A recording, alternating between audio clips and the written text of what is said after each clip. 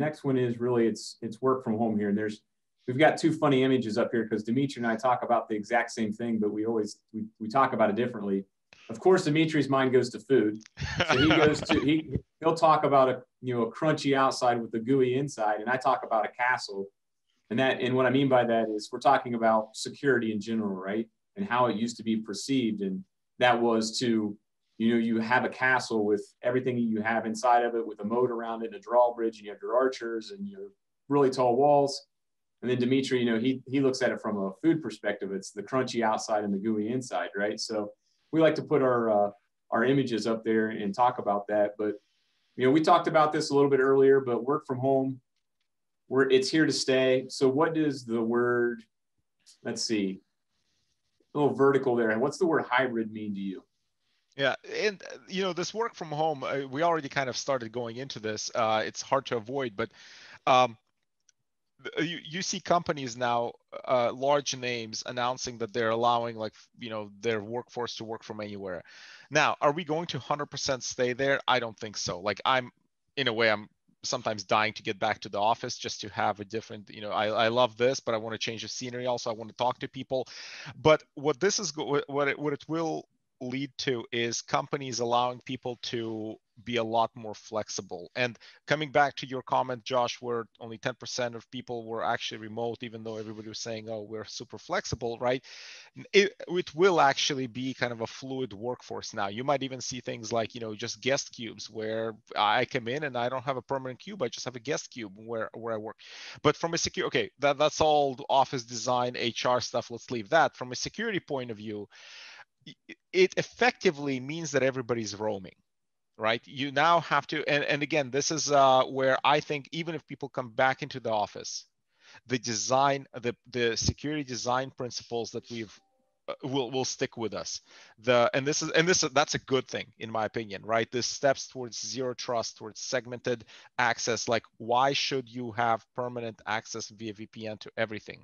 You should have access that is specific and that is re-authenticated regularly, so that if your permanently vulnerable machine, it gets compromised, then the compromise window, the dwell window, or the opportunity time is only limited for the attacker to a limited time before they have to re-authenticate with your stolen credentials.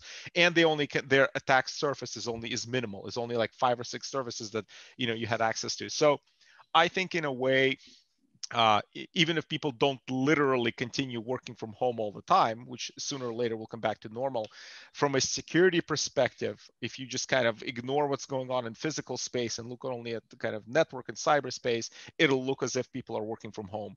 We're going to have continuous authentication, software-defined perimeter, VPN access, right? Even if and that's kind of coming back to these examples. There will be no more crunchy outside and gooey inside, right? Everything's going to be considered crunchy, cooked all the way through, right? And then in your castle example, I guess it's like everything's a moat. It'll become Venice. Yeah, I mean, because you have to think about this.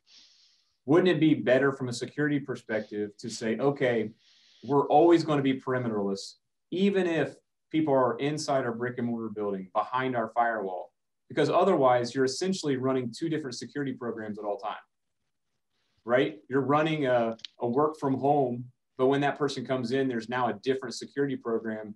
If you don't take the time to actually think about it and design out a new security architecture, a network architecture, a security program, processes, security awareness for an entirely different organization now that has people that constantly work remote, but sometimes hybrid, sometimes in the office, you're essentially running 2, if not 3 different security practices at all time, which it's difficult enough to have one good security practice. That's a recipe for disaster. Yeah, I mean, it's a disaster. Yeah. So, product fatigue's on there. I talk about that a lot. You and I do too. It's there's just so many products out there, right? And I know that SonicWall sells products, and I'm not banging on anybody else that sells products. I mean, everybody has great products, but I talk to customers that I shared this again that. A couple months ago, I was talking to somebody and they were talking about security, what they should be adding to their network. And they're like, well, I had this IDS IPS box that I bought 2.5 years ago, and it's literally still sitting underneath my desk. And I've just never had time to get it installed because they have so many products. If we would really just go back to keep it simple, patching, vulnerability scanning, making sure you have your updates, good network segmentation. We'll talk, I'm jumping ahead again. We'll talk about some security best practices, but if we would just do that stuff, then there wouldn't be so much product fatigue. And talking to customers and other peers, like they're hearing that and they're feeling that as well, that there's just so much stuff out there that they can't deploy it. They can't educate themselves on it. And there's just too much stuff in the industry right now. And I'm not saying that it's not good products. I'm just saying there's just so much to do that's really difficult for us as practitioners and then for consumers to really put their arms around it. I mean, do you have quick feature request received? No, but you're 100% correct in that. And I, as a product guy, right, we see that too. We see that, and that's part of what drives consolidation of products. You know, if we scroll back 15 years ago, the whole UTM thing, and then every now and then a new product category will pop up, and always the question as a product and as a strategy person, whenever there's a new technology, my first question is, will this become a feature on everything that already exists, or will this become a new pillar and a new product that my customers are going to have to start buying, right? And then we constantly look, for example, at and I'm just taking the SonicWall perspective. This is a broader, you're pointing out an absolutely correct broader issue, but I just want to say this resonates even inside the vendors, right? Where you're constantly looking and saying, how can we consolidate and reduce the number of the whole single pane of glass management, right, conversation, and how can we reduce the number of consoles that people have to log into? This goes even to log alerting or security event monitoring, right? If you have to log into 5 consoles, that's it, game over, right? You're only going to log into 1 or 2 and then try to keep up there. So you're absolutely right. This is a problem in the industry. And that's another one of those things that will continue to happen. And hopefully that, consolidation continues to continue.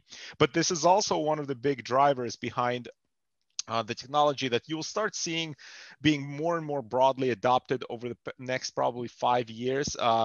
Gartner calls it SASE, Secure Access Service Edge. And think of it as, let me give you a customer problem. Like this is how I articulate it inside our company is you might have an organization that has half the people working from home, half the people working in some office, and then they acquired another company that had completely different networking equipment. If you're a security person in charge of all of that, how can you guarantee that everybody has the same security level across the company? You can't. Right. It's like the people in the office that you acquired have different equipment. So now you have to kind of grok the security posture of that equipment and of their laptops or devices. Compare that to what you have. Compare that to what you have in the data center versus people working remotely. That becomes a nightmare.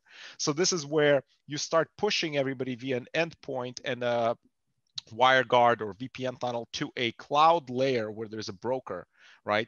And then from that broker, you either layer additional security levels, or from that broker, you then let people go out to the internet or to the private cloud or to the private network. But you as an admin then log into only one place.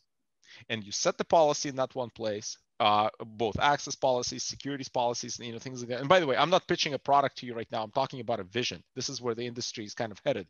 Not that the on-prem products will go away. The on-prem products will become part of that architecture and that infrastructure where you have clients and physical appliances connecting to a layer, and the security orchestration will start happening in that layer. And the primary driver there is to simplify administration and security posture so that you can wake up on a Monday and know that everybody in your company has the same exact security posture. It doesn't matter where they are, what they're behind. Yeah, I 100% agree. I envision it as in like I shrink a SonicWall and I stick it on everybody's laptop, right? And then every one of those mini little SonicWalls that's running on a laptop is then controlled at a higher level in the cloud from the broker. And now it doesn't matter where you're at, you're still getting the same corporate policy. You're still getting the same AV, the same role access that we can control from a very high level.